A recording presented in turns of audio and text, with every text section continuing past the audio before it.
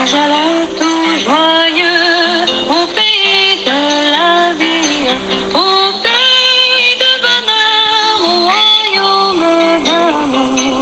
Vous qui marchez encore, sans Dieu dans la folie, on dit que voulez-vous y venir dès ce jour?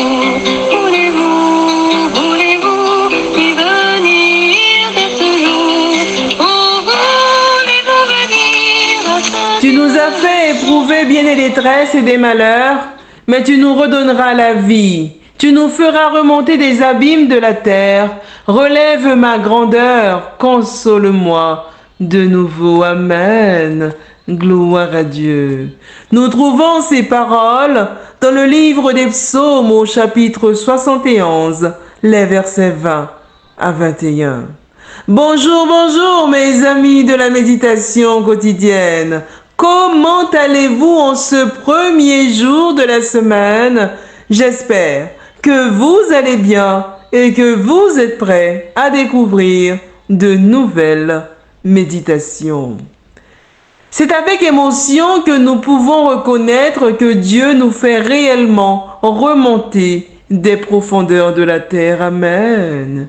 Aujourd'hui, malgré les difficultés que nous affrontons, faisons confiance au Seigneur et disons comme le roi David, tu nous as fait éprouver bien des détresses et des malheurs, mais tu nous redonneras la vie. Amen. Tu nous feras remonter des abîmes de la terre. Relève ma grandeur, console-moi de nouveau. Gloire à Dieu. Prions le Seigneur. Tendre Père des cieux, nous te disons merci pour ton amour, pour ta miséricorde envers nous, pour le sacrifice de Jésus-Christ, notre Sauveur. Nous voilà réveillés. Ô Père, nous respirons encore. Nous te disons merci pour le don de la vie. Merci Père pour tout ce que tu fais et tu continueras à faire dans nos vies. Nous te demandons pardon. Nous avons péché devant ta face bénie. Veuille dans ton amour nous laver dans le sang de l'agneau et nous purifier, ô Père, afin que nous puissions chaque jour continuer à refléter le caractère de Jésus-Christ. Ô Père, merci. Merci pour la méditation de ce matin qui nous invite une fois de plus à la réflexion. Particulièrement en cette fin de temps, voulons-nous, ô Père, nous intégrer ou nous distinguer alors que Jésus-Christ est plus qu'à la porte. Ô Père, merci une fois de plus pour toutes ces paroles de vérité. Nous te prions pour toutes les personnes que tu visites, que tu guéris, que tu consoles, que tu bénis. Ô Père, merci. Merci d'être dans leur vie et dans nos vies. Merci pour tout. Je ne t'ai pas prié parce que je suis bonne et digne à tes yeux, mais je t'ai prié dans le précieux nom de Jésus-Christ, ton Fils, qui vit et qui demeure au siècle des siècles. Amen. Mes amis, notre méditation de ce matin a pour titre « Voulons-nous nous intégrer ou nous distinguer ?» Notre verset à mémoriser, nous le trouvons dans le livre de Jean, au chapitre 7, le verset 46 qui nous dit ceci. « Les huissiers répondirent, « Jamais homme n'a parlé comme cet homme. » Amen.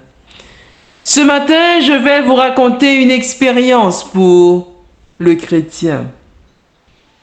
Quand Monica a connu l'Évangile, elle avait 17 ans. Un jour, Monica a voulu s'acheter sa première Bible.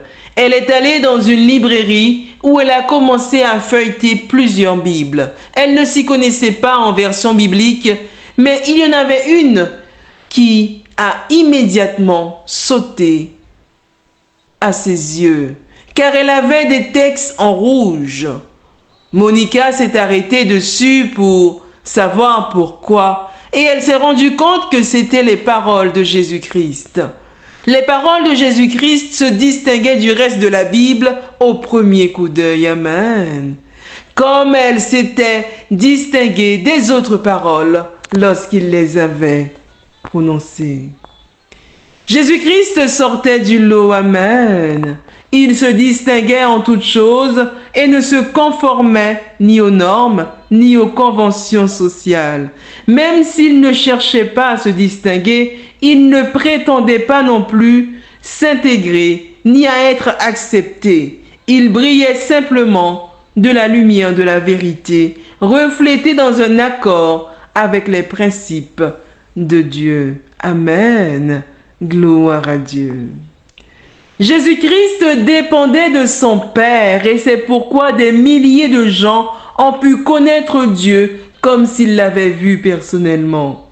Modelons-nous notre caractère d'après l'exemple qu'a laissé Jésus-Christ? Les autres personnes peuvent-elles se rendre compte, lorsqu'elles observent nos actions et nos paroles, que nous écrivons avec une encre différente?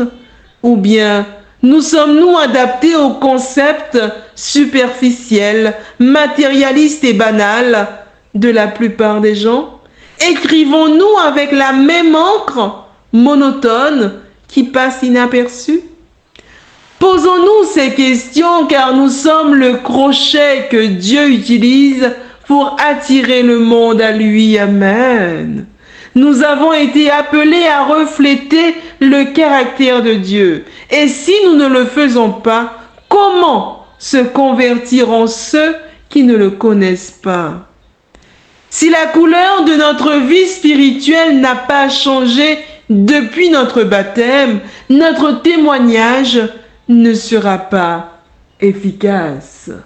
L'apôtre Paul a dit « Ne vous conformez pas au siècle présent, mais soyez transformés par le renouvellement de l'intelligence, afin que vous discerniez quelle est la volonté de Dieu, ce qui est bon, agréable et parfait. » Amen. Gloire à Dieu. Notre méditation de ce matin avait pour titre « Voulons-nous nous intégrer ou nous distinguer ?» Notre verset à mémoriser, nous le trouvons dans le livre de Jean, au chapitre 7, le verset 46 qui nous dit ceci. Les huissiers répondirent « Jamais homme n'a parlé comme cet homme. » Amen. Ce matin, mes amis, nous avons entendu cette belle méditation. Que Dieu nous aide. Que Dieu nous aide, mes amis, à nous poser cette question. En cette fin des temps, voulons-nous nous intégrer ou nous distinguer? Mes amis, la question nous est posée ce matin. Voulons-nous nous intégrer ou nous distinguer? C'est sur ces paroles que je vous souhaite une excellente journée dans le Seigneur. Que Dieu vous bénisse. Et je vous dis à mercredi, Dieu voulant, pour notre histoire biblique de la semaine. Joyeux, on fait